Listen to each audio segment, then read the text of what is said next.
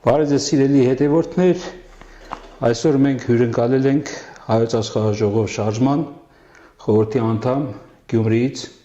Արմեն Ներսիսյանին։ Բարև ձեզ, պարոն Ներսիսյան։ Բարև ձեզ։ Ես կուզեի այսօր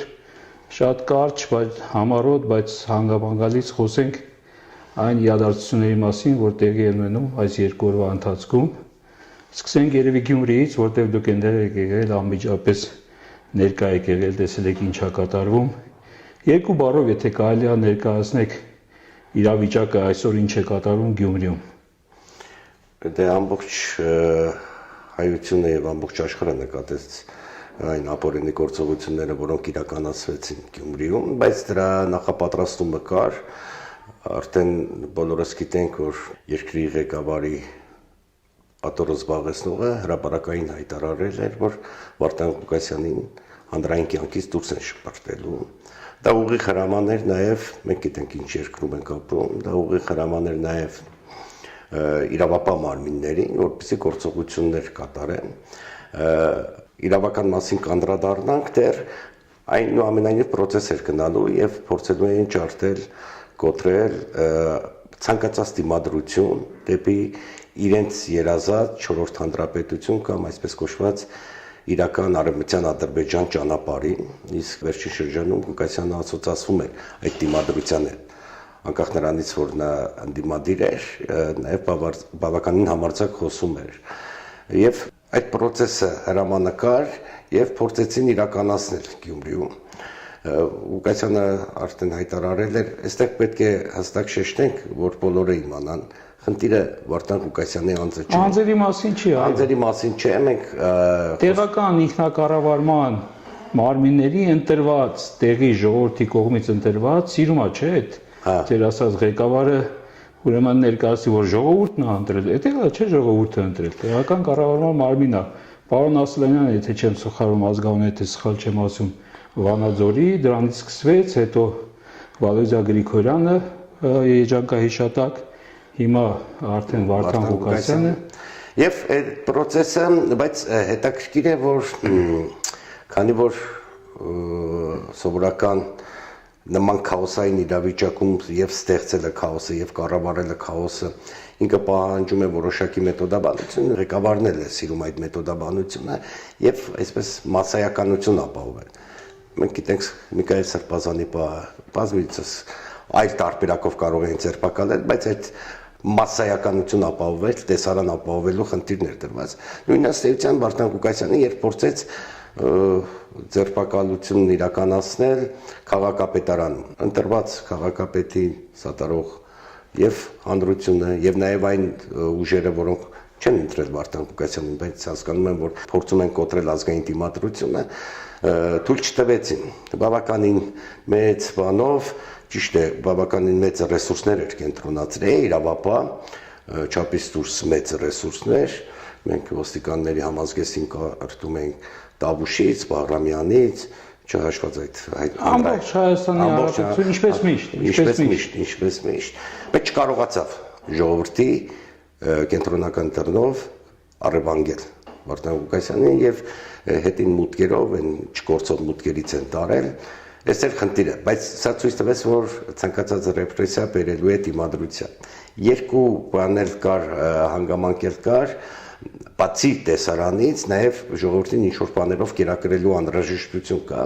Սկզբնական շրջանում իրենք խոսում էին Ղուկասյանի ինչ-որ ելույթների մասին, բայց հետո հասկացան, որ այդ ելույթներով կարող է ձերբակալությունը այդ կերը չապահովել ամբողջին, անհրաժեշտ է, հետևաբար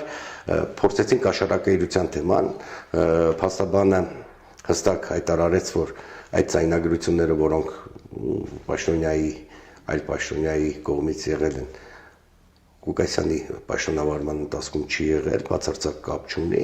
այնպես որ ez абսուրդ է, բայց արդեն ազգային ժողովում հայտարարել են մեղավոր, անմեղության կանխավարկածը իհարկե բացարձակ չկա։ Դե բոլորը հասկանում են, որ սա իրավական կողմ չունի, սա քաղաքական է եւ իրավական կողմին չեն նայում։ Իրավական Հայաստանում այնպես չէ, որ իրավունքը եւ իրավական կողմը միշտ փայլել է, բայց այդ գերեզմանի կամ այսպես ասեմ վերջին ակորդը բոլորս գիտենք Միքայել Սրբազանի ապօրինի դատավճիռներ եւ ըստ էության ինչ տեղ ունեցավ բոլոր դիմադրությունները կոտրում են։ Եթե Միքայել Սրբազանին զրոյականից ցածր իրավական հիմքով կարող են դատապարտել, ուրեմն ցանկացածին կարող են դատապարտել, կարող են կալանավորել, բայց ես միշտ այդ խոսքերի մեջ զգուշ եմ, բայց չեն կարող դատապարտել, որովհետև չեն կարող լրացնել դիմադրությունը։ Այսօր չեն կարող ասել, որտեվ բացահայտ Միքայել Սրբազանի գործը ես դատարանում ներկա եմ եղել, այդտեղ ոչ մի իրավունք չունեն ընդհանրապես այդ մարդուն, ոչ միայն դատապարտել, այլ նույնիսկ ձերբակալել, այդպես որ զարմանալի չի, էլի այսօր ասել, որ չեն կարող, մի քիչ զավեշտալի է,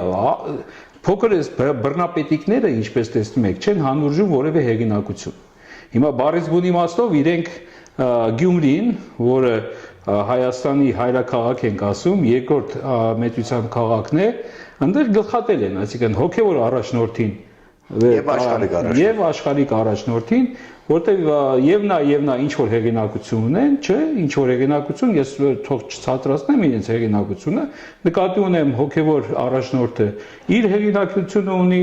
աշխարհիկ առաջնորդը ընտրյալ ժողովրդի կողմից տեղական ինքնակառավարման մարմին ընտրված առաջնորդը իր հեղինակությունը ունի։ Իսկ բռնապետիկները որպես կանոն չեն հանդուրժում, որ բացի իրենցից որևէ մի ուրեմն հեղինակություն։ Նրանց համար բոլորը պետք է լինեն, ինչպես իր խմբակի այդ անդամները պետք է լինեն խամաճիկներ, ծառայողներ, ուրիշ ոչի բան, ես այդտեղ ուրիշ բան չեմ տեսել։ Բայց խնդիրը սոսկ բռնապետիկի կամ ինչպես Միքայել Սրբազանն է ձևակերպում այդ պորենիների բարագլխի քմաճուկը չէ, այստեղ հստակ ծրագիր է իրականացում Հայաստանում, սա պետք է հասկանանք, եւ թիրախը ոչ միայն ոչ այնքան անձերն են Ղուկասյանի եւ Միքայել Սրբազանի, մյուս Սրբազանների եւ մյուս քաղբանտարկյանների, եթե այդպես ձևակերպեմ, անձերը չեն, իրենք դիմադրությունն են կոտրում, որպեսզի հրեշավոր ծրագիր իրականացնեն։ Իսկ հրեշավոր ծրագիրը Հայաստանի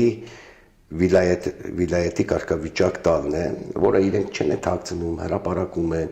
այդ երրորդ հանրապետությունը սպանել են, հիմա չորրորդ հանրապետությունն են հռչակում, եւ դիմադրության օջախներն են կոտրում, եւ մնացել է գլխավոր դիմադրության օջախը, որը իրենք աստիճանաբար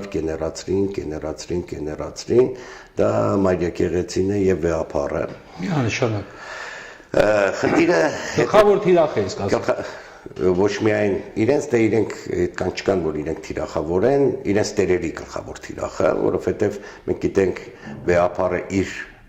ողջ նվիրապետական կարգով, Վեհապարի կարգավիճակը ողջ նվիրապետական կարգով, ինքը խտացվում է ամբողջ եւ հավատքը եւ ամբողջ հոգեվոր իմաստությունը այստեղ։ Իրենք նվիրապետական կարգն են թիրախավորել։ Վեհապարի անձը չէ, սա պետք է հասկանանք, եւ նրանք ովքեր այսպես անմտորեն կամ հաճոյանալու համար Վեհապարին ավազանի անունով են դիմում, պետք է հասկանան, որ անձի խնդիրը չէ։ Սա հայ առաքելական Սուրբ եկեղեցու Վեհապարի եւ նվիրապետական ողջ կարգի խնդիրն է։ Քանդում են սա։ Թիրախավորված գնում են սրան, իսկ Վեհապարը եւ առաքելական եկեղեցու դիմադրողականությունը կոտրելը անհրաժեշտ է նրա համար, որ անարգել լինի հայերին Հայաստանից զրկելու։ Գուցե հայերը ապրեն Հայաստանում, բայց հայկականությունը զրկելու այս ծրագիրն է։ Տեսեք, մի հատ կներեք ընդհատելու համար շատ կարևոր իրադարձություն, այսպես հպանցիկ գրեցին, ուրեմն Facebook-ում լրատվականները գրեցին անցանք առաջ, անցած շաբաթ, եթե չեմ սխալվում, Թուրքիայում օրենք ընդունեցին, որ այսուհետ Ադրբեջանի, Ղազախստանի, Կիրգիզստանի, Ուզբեկստանի եւ Թուրքմենիայի քաղաքացիները Թուրքիա այցելելուց չեն համարվելու որպես արտասահմանցի։ Բառից բուն իմաստով Թուրանի ծրագիրը սկսված է։ Այսինքն, ինչ ա դուք, եթե նրանք արտասահմանցի չեն, ապա Թուրքիան նրանց համարում է իր քաղաքացիները։ Բառից բուն իմաստով հայտարարում է, որ այդ թվարկած երկրները արդեն դրանք մի երկիր են, դա Թուրքիան է։ Եվ այսպես հպանցիկ ասեցինք, անցանք այդ վտանգավորությունը դրա չեմ զգում։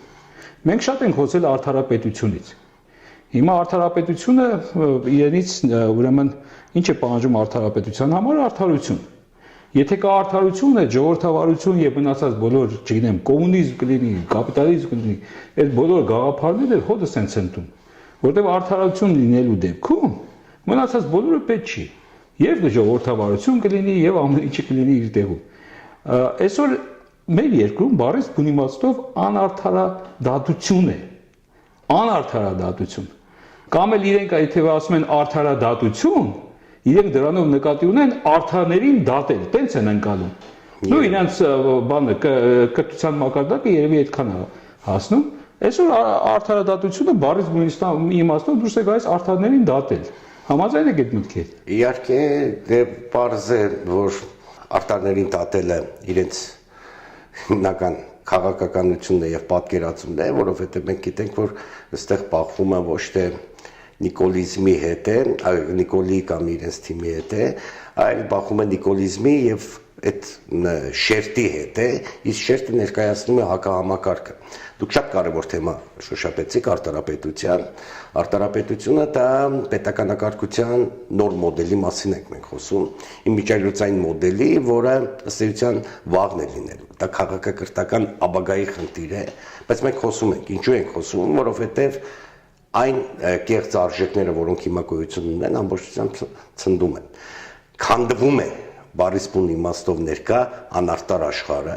եւ գալու է արտար աշխարհը։ Եթե մենք չկարողանանք կառուցել այդ արտար աշխարհը, մենք մնալու ենք փլատակների տակ։ Միանշանակ համակարգը պետք է փոխվի։ Եթե նույն համակարգը պետք է լինի անձերը փոխվեն, մենք տեսնում ենք, որ այս համակարգը հոտել է, փտել է։ Եվ այս համակարգը եթե չփոխվի, ընդհանուր աշխարհում է այդ համակարգը փոխվելու, բայց մենք էլի վերջի տեղում չլինենք։ Եթե լինենք, եթե լինենք, բայց պատմությունը ցույց է տալիս, որ բարբերաբար մենք հայտնվում ենք վերջին տեղում, բայց նաև պետք է այդ առաքելության գիտակցումներ ունենանք, որ մենք նաև աշխարհին ենք տվել այդպիսի քաղաքակրթական ուղերձներ նորին։ Սկսենք Հայք-Եվպելի պատերազմից, իհարկե սա կհասկանան նրանք, ովքեր Հայք-Եվպելը առասպելի մակարդակով կամ Մեկյատի մակարդակով չեն հասկանում,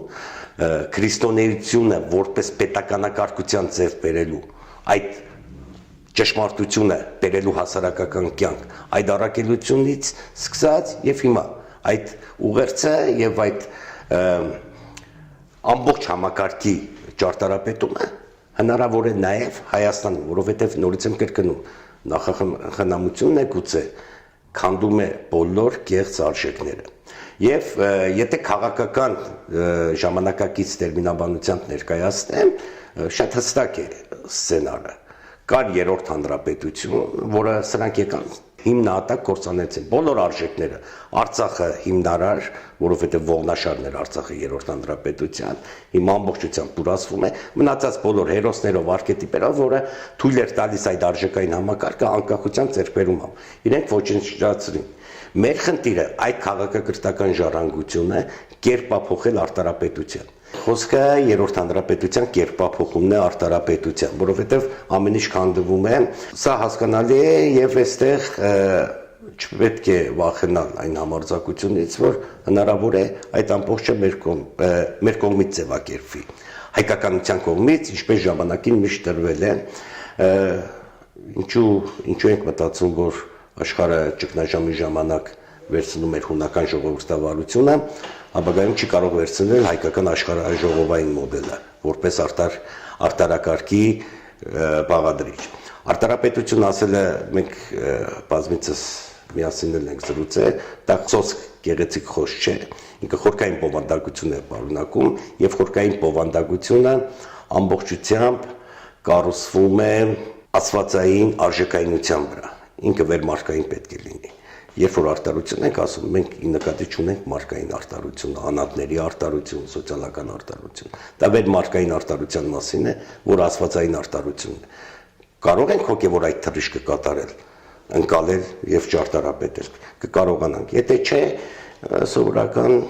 հերթական ցեղասպանության շղթայի մեջ ենք լինելու, որովհետեւ մեր բորենիները արտաքին եւ ներքին հոշոտելու են մեզ։ Միանշանակ Պարոն Ներսիսյան, տեսեք, ես սենորը մի գրառում էի արել, ասում եմ, որ մարտել 7 տարի գլուխը բարձին դնելուց ամեն գիշեր մտածի, թե գիշերը ինչ նոր մի դավ են նյութելու մեր ազգի, մեր պետականության, մեր ինքնիշխանության, մեր երկրի գլխին։ Եվ այդպես է լինում է։ Ամեն օր մենք արթնանում ենք, առաջինը նայում ենք ուրեմն սոցցանցերը, տեսնենք էլ ինչ մի նոր դավ են նյութել եւ ինչ մի սարսափելի աղետ են բերում մեր երկրի, մեր ազգի գլխին, այս ուրեմն հողատու հերետիկոսները, ես այսպես եմ իրենց անվանում, եւ տեսեք, այսօր նույնպես բացառություն չէր, մենք արթնացանք եւ իմացանք, որ շատ տեղին եւ միգուցե ինչ որտեղ ուշացած կարգալուծության մասին Ստեփան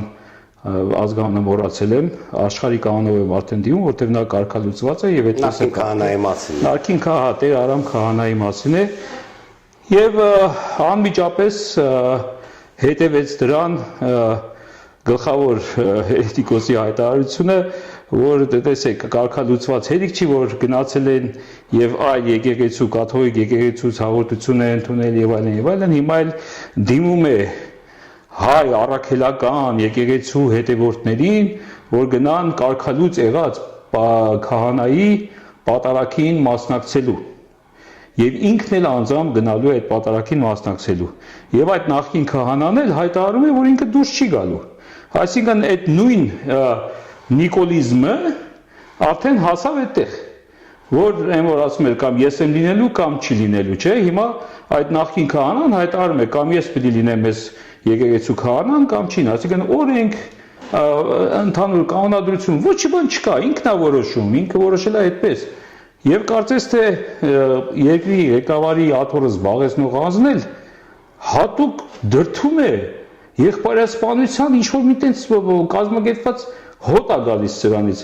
հատուկ այնպես են անում, որ երկու բանակի բաժանեն, հա, հիմա էլ արդեն հավատացյալ ժողովրդին, որպեսզի ինչպես միշտ երկու բանակը հանեն իրար դեմ։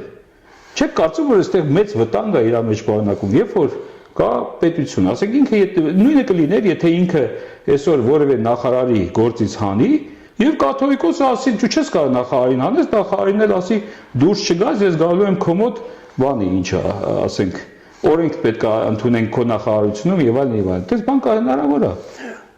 Դու քաղաքական եւ իրավական իմաստով շատ տիպուկ նկարագրեցիք իրավիճակը։ Բայց նաեւ կա հոգեվոր կողմը, որը բոլորը փորձում են մոռանալ։ Ինչ է նշանակում կարգալուծ եղած քահանայի պատարագ։ Սա պետք է հասկանալ։ Քահանան օծվում է եկեղեցում եւ կարգալույց է լինում զանցանքի համար։ Հետևաբար նրա մատուցած պատարագը եւ նրա մատուցած կարգերը, ծիսակարգերը իրենք առոչիչ են, գոնե հոգեվոր իմաստով, Աստծո հետ հաղորդակցման իմաստով պետք է հասկանանք, որ առոչիչ են։ Եվ հիմա ինձ մոտ հարց է առաջանում. առաքելական եկեղեցու, որ հետևորդն է գնալու։ Ցավալիորեն մենք ունենք մեր հասարակության մեջ շերտեր, որոնք առաքելական եկեղեցու հետևորդ չեն։ Իրանք էլ գնալու են։ Իրենք գնալու են հայ առաքելական եկեղեցում կարգալույցի եղած քահանայի պատարագ։ Ես ուզում եմ հասկանալ դրա հոգեվոր իմաստը։ Դա պատարագ չի գոչվում։ Հոգեվոր իմաստը որն է։ Այն որ իշխանությունները օրվա параգլխով գնում են պահման, որովհետև այս խայտարակ իրավիճակից իրենց դուրս գալը միակ ելքը դա պահումն է, որովհետև իրենք հասկանում են առանց այդպիսի մեծ ցնցումների իրենք շանս չունեն որևէ կերպ վերարտադրվելու, ընտրությունով լինի կամ հասարակական ընկալման մեջ լինի։ Հետևաբար պահումները վերջնական կոտրելու են։ Եվ պահումների ինչու ենք մենք ասում, որ որոշ չափով սրբապղծություն կա, որովհետև իրենք անցել են բոլոր տեսակի կարմիր գծերը եւ կարող են այսօր եւ սրբազաններին եւ վեհապարին, որովհետեւ պետք է հասկանանք այդ օծման կարգը ոնց կարելի է վեհապարին, որովհետեւ վեհապարը անձի խնդիր չէ։ Դե արդեն խմորը հունցել են վեհապարին ձերբակայելու, բարձա որ այս ամեն ինչը դրա հենց նրան որ անհնար է պատկերացնել հավատացյալ մարդու կամավոր, որտեղ գրում է այս կամավոր ընդունում է այս հակահամակարգի կամ մենք հաճախ ձևակերպում ենք սատանայական համակարգի։ Մարդիկ կամավոր հիմա փորձում են իրենց նույնականացնել հաճոյանալու համար, մոլորված լինելու համար, հրահանգով, դա էլ կապացուցի, երբ որ իրամ չեն լինի, այ ինքը մարդկանց դատումա չէ, որ հրահանգով ուղարկել են իբրև թե ուրեմն ցույցերի եւ այլն։ Միջանոց այդ մասին ասեմ, եթե դու գնում ես հոգեվորական դառնալու, դու պարզ է չէ, որ կամավոր ես դա անում եւ հասկանում ես, որ դու մի ինստիտուտի ծառայող ես դառնում, Աստծո բանակի անդամ ես դառնում, որտեղ շատ ավելի խիստ ուրեմն օրենքներ եւ ամեն ինչ կա եւ կանոնադրություն, քան թե ասենք սովորական բանակում։ Եվ կա այդ վերադասի, այդ ամբողջ համակարգը գործում է այնտեղ։ Եվ եթե դու ընդունելով դա գնում ես, դու պետք է ոչ ինչա նշանակում, քեզ ուղարկում են այս իշխտեղը ծառայելու, դու ասում ես ինձ հարմար չի ընտանեկան։ Հարմար չի, դուրս արի այդ համակարգից, չես ուզում ծառայել եկեղեցուն, չես ուզում ծառայել Աստծուն, դուրս արի, դու քո գնահելի պատարակներին մասնակցի, անպայման չի, որ դու հոգևորական որպես մասնակցես, եթե իրոք հավատացյալ մարդ ես, գնա շարունակի մասնակցել։ Եթե դու հրաժարում ես օրենքը կատարել, եւ եթե ժամանակի նույն հոգևորականները գնում էին եւ մասնակցում էին 18 թվականի ցույցերին, եւ միշտ են մասնակցել, եւ ես գիտեմ, որ հիմնականում ուղարկվել են հոգևորականներ, այո, եղել է եւ հրահանգով, որպեսզի գնան որպես ծառայություն ազգին եւ ժողովրդին եւ հավատացյալ հոտին, որպեսզի թույլ չտան բախումներ։ Քիչ թե շատ ժամանակին այդ տուն պահող ոստիկանները, հա, որ ասում են տուն ենք պահում, ինչ անենք, հոգևորականին տեսնելուց այսօր արդեն չէ, բայց ժամանակին հոգևորականին որ տեսնում էին, կանգնում էին ժողովրդի եւ ոստիկանության արանքում, մի տեսակ զսպվածություն էին ցուցաբերում։ Այսօր դա էլ չկա իհարկե, բայց ինչ է նշանակում ինձ ուղարկել են, այո, եւ կարող է քեզ ուղարկել, որպեսզի գնաս այդ ծառայությունը մատուցես, թույլ չտաս բախումներ լինի։ Դա ընկալել որպես ինչ որ քաղաքական քայլ եւ այլն, դա ուղղակի աբսուրդի ժանրից է։ Պետք է չէ խորանալ, իրենք նույնիսկ ջանքի չեն թափում, ինչ որ արտարացումներ գտնել։ Իրենք այնքան ցինիկաբար լտիաբար են անում, որ նույնիսկ արտարացումների մեջ չէ։ Եթե մենք նախկին քահանայի այդ խոսքերի մեջ փորձենք խորանալ, դա աբսուրդի ժանրից է։ Ուղղակի հատվածաբար իշխանական լրատվամիջոցները կրկնում են, որպեսզի ինչ որ պատրանք ստեղծեն։ Բայց խնդիրը հետևյալում է, եթե հավատացյալ ու հավատքով է գնացել ընդունվել ծառայության, ինքը պետք է հասկանա, որ այդ ենթակարգության մեջ է ինքը տեսնելու իր ազատությունը, որովհետև այդ ենթակարգությամբ ինքը ծառայում ասում։ Այդ թեմաների չխորանանք, կանք 26-ի իրողությանը եւ այստեղ հստակ հայ հավատացյալին հստակ հայտարարված է բաց տեքստով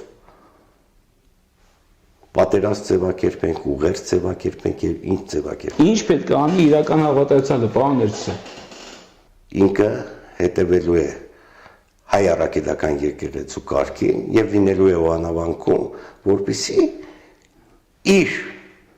իրական քահանայի պատարակը կարողանա լսել։ Այսինքն եթե ինքը այդ պահանջն է ձևավորել։ Եթե կաթողիկոսը քահանա նշանակի, օրինական քահանա նշանակի հոնանավանքում, ապա պետք է հավատացյալները գնան, ուխտ պետք է անեն, ուխտ պետք է անեն բոլոր հավատացյալները, հա, գնան այնտեղ իրական պատարակին մասնակցելու։ Այդտեղ բախումը կդառնա անխուսափելի, մանավանդ գիտենք, որ այնտեղ լինելու են մոտավորապես 20,000 ոստիկան։ Այդ չլսված թիվը։ Բայց մենք ես կարծում եմ, որ մենք բախման տրամաբանություն։ Չէ, իհարկե չէ։ Հա, իրենք կարող են անել։ Բախման տրամաբանությունը պետք է թողնել։ Ինչ են անելու, face control են դնելու, տեսնեն ոնց է բարերում, որ թողում են, չեն թողում։ Եթե դու նիկոլիզմի հետևորդ ես անցի, եթե դու իրական հավատացես, չէ, բայց մենք հիմա անկեղծ ասած նույնիսկ այս ամբողջ բանի մեջ ես չի կարող մտածել, որ կարող ենք այսպիսի անարժեքության մասին խոսել։ Ինչի մասին ենք խոսում, իրոք աբսուրդ է, բայց պետք է բոլորս հասկանանք, որ պատարակին օանավանքում հետագայում այն գործողությունները, որը պլանավորել է ու հասկանում ենք, որ պլանավորել է Էջմիածնում, դրանք մեր հոգևոր ռազմաճակատի վերջին գծերն են։ Եթե մենք զիջում ենք այդ ռազմաճակատի գծերը, հոգևոր ռազմաճակատը, ապա մեզ է կան համարեն Թուրքիայի քաղաքացի։ Ուղղակի կարող ենք մենք մեզ այլևս մարդ չհամարել, աստվածային մարդ չհամարել։ Թերևս էս է ուղերձը, որ ամեն մարդ այդ ամբողջը իր ներքնաշխարհով պետք է անցկացնի։ Կան մոլորյալներ, թող աղոթեն կգտնեն ճշմարտությունը, որովհետև աղոթքով հնարավոր է գտնել, բայց ամեն մարդ անցկացնի եւ հասկանա ինքը բարոյական այդ գծերը, որ կարմիր գծերը, որ անընդհատ հատում է, ուր է հասնելու։ Եվ հստակ որոշի, որ ճամբարում է, աստվածային առարչական ճամբարում է, թե հագարշ։ Տեսեք, քաղաքական թիմերը, չէ, այսպես հայտարարություն են անում մեկը մյուսի հետևից, որ իրենք կանգնելու են եկեղեցու պաշտպանությանը։ Հիմա ինչ են անելու քաղաքական թիմերը, ասենք, նույն իրենց ուրեմն պետք եղած դեպքում հավաքում են բավականաչափ ուրեմն ժողովուրդ,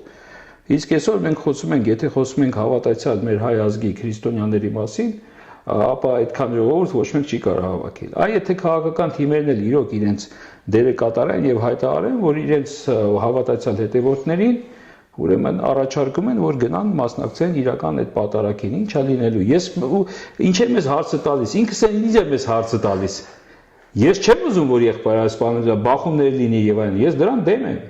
Ես դեմ եմ, որ բախումներ լինի, որտեղ օգտվելու են այդ այսպես ասած ներին ծառայողները, այնտեղ ձեր ասածի նման լիքը մոլորյալներ կան։ Հարկադրվածներ կլինեն։ Գա ժամանակ այդ ամենը չկապացվի,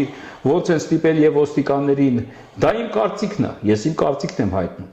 Փաստեր կլինի, բոլորն էլ պետքա պատասխան տան դրա համար։ Ինչպես են ոստիկաններին ասում, ձեր համապան հարազատները պետք է գան երևի ամսի 26-ին, ինչպես է քաղաքական այդ թիմիկին ասում, որ բոլորին ուղարկեք ձեր մամաներին, մորքուներին եւ ամեն ինչին։ Պարզա չէ, որ այդ ցուցումները գնում է։ Պետքա լոգիկայով մտածել, պետք չի ունենալ պատրանքներին, որ չէ, իրանք այսպես սուրբ են, մի հատ էլ գնացին կաթողիկ եկեղեցից բան ընդունեցին, դարձան կարող է իրանց էլ վաղը միշտ սրբադասեն այնտեղ, հա։ Ասածս ինչ է, պարոն Ներսիսյան, մենք հիմա նույնիսկ քաոսի մեջ ենք հայտնվել։ Եվ ես դիմում եմ քաղաքական թիմերին, իրենք ինչ են անում, չէ՞ որ իրենք այդ ինչ-որ ստրատեգիա պետքա մշակած լինել, չէ՞, ոնց են պաշտպանելու եկեղեցուն։ Հենց այստեղ պետքա երևա եկեղեցու պաշտպանությունը։ Ես ձեր մտահոգությունը հասկացա, կիսում եմ ամբողջովին, որովհետև քաղաքական թիմերը քաղաքական թիմ կոչվելու Պարագան միայն չպետք է տեսնեն ընդրություններին մասնակցելու, չմասնակցելու տրամաբանության մեջ։ Հիմիկվանից դիրքավորվենք, որպեսզի քաղաքական թիմ լինենք եւ այլն։ Սա իրոք պատերազմ է եւ ազգային պատերազմ է։ Յուրաքանչյուր իր դիրքորոշումը պետք է արտահայտի նաեւ այս պատերազմում։ Ես համաձայն եմ ձեզ հետ։ Քաոսը իրոք գալիս է քաոսի այնպիսի ընկալում, որ երբեմն կարող է եւ հուսահատվես։ Բայց հայ քրիստոնյան երբեք չի հուսահատվում, որովհետեւ մեր թիկունքին ասված է Առաջ Աստված ունեն։ Ուրեմն առաջ Աստված։ Ես էլ կաղոթեմ, որպեսզի Աստված մեզ այնքան ուրեմն իմաստություն տա, որ մենք գտնենք լուծումը։ Իրոք վախենալու է այդ լուծումը այսօր չկա, եւ իրոք հույս ունեմ, որ Աստված մեզ կտա այդ իմաստությունը, որպեսզի կարողանանք այս իրավիճակից դուրս գալ առանց ուրեմն եղբայրական ինչ որ գզվրտոցների, բախումների եւ այլի, որտեղ ինչպես դուք ասացիք, այնտեղ կան շատ մոլորյալներ, կան մարդիկ, որ այսպես ասած տուն պահելու համար իրենց ասած, դա իրենց մեղքը չի թեթևացնում, իհարկե տուն պահելը դարձել է այսօր երևի աշխարհի երեսին, եթե համատենք մարդկանց քանակը ապրողների այդ երկրում եւ ոստիկանության զորքերն ու եւ այլն, երևի մենք առաջի տեղն ենք գրավելու, Չինաստանից էլ անցած կնենք, մնացածից էլ եւ այդ հույս ունեմ, որ նրանց էլ Աստված կտա այդ իմաստությունը, որպեսզի նույնիսկ տուն պահելու պարագայով ձեր ասած սատանայական ծեսերին եւ այլին չմասնակցեն։ Դա ասված եւ այստեղ հիմնական ուղերձը հետեւյալում է։ Մենք պետք է դառնանք դեպի Աստված ազգովի։ Սա պետք է գիտակցենք։ Երբ որ դառնանք դեպի ապաշխարենք բոլորս մեր մեղքերի համար։ Գիտակցենք, ապաշխարենք եւ հատուցենք, իսկ հատուցման արդյունքը պետք է լինի արտարապետության կառուցումը։ Երբ որ մենք դառնանք Աստված ազգովի դուրս կբերի մեզ այս վիճակից։ Ես նաեւ իհարկե սպասում եմ մեր եկեղեցու ուրեմն ցուցումներին։ Ես հավատացած եմ նրանք հիմա նստած բոլոր հոգեվորականները աղոթում են, որպեսզի այս իրավիճակից ամենաճիշտ լուծումը գտնվի, բայց ես որպես հավատացյալ նույնպես սպասում եմ եկեղեցու ցուցումներին, որտեղ ես միգուցե սխալվում եմ եւ իմ մտքերում, եւ իմ ցանկություններում, եւ ես ունեմ այսօր կարիքը, որպեսզի եկեղեցին մեզ ցուցում տա ինչպես անել, ինչ անելը, այդ գիրքը որ գրել եք դուք եւ մեր Էդգար Մակարյանը, այդ ինչ անելը իրոք այսօր դարձել է ամենաարդիական հարցը։ Ինչ անելու բանը ասված այդ իմաստությունը դա աղոթենք Աստծուն եւ առաջ Աստված։ Առաջ Աստված, Շնորհակալ եմ սիրելի հետևորդներ, մեր հյուրն էր Աշխարհաժողով շարժման խորհրդի անդամ Արմեն Ներսիսյանը Գյումրիից։ Կհանդիպենք շուտով։